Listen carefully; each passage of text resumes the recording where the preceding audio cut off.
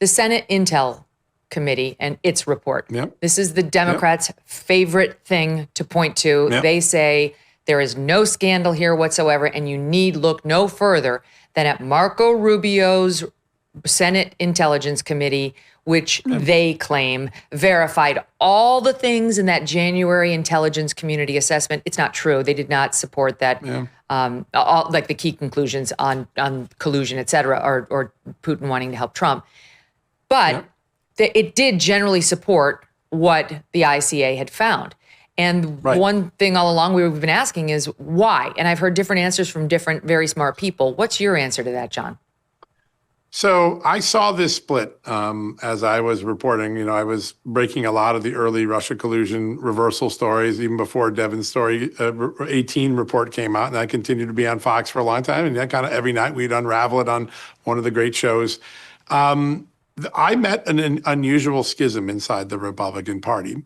And that schism on one side would be someone like Paul Ryan, who wanted to believe that the FBI would never mislead Congress. And so for the longest time, Paul Ryan's like, John, I think you lost your marbles, dude. I think you're over the line here. Trust me, I'm getting the stuff you don't see. And I'm like, Sarah, I'm getting the stuff you aren't seeing.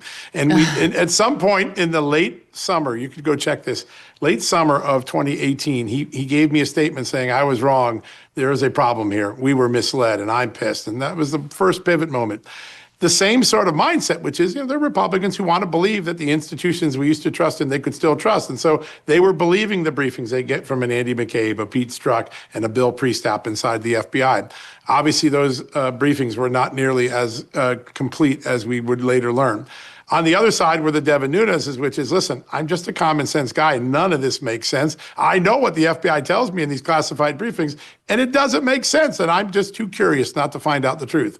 And that schism played out. The largest group of institutionalists, the people who still wanted to believe the institutions would never mislead Congress, were on the Senate Intelligence Committee. Marco Rubio wants to believe in institutions. I think he did. And certainly Bill Burr did. And, the Senator Burr was a huge critic of President Trump from North Carolina. And so he's the chairman for most of the time that report is. Marco gets to release it because Burr leaves, but Marco's at the end of that process. And I think at the end of the day, all of those members look back and say, all right, I know what I wrote then, and I wrote it with what I was being told, but the truth of the matter is we weren't told a lot of things.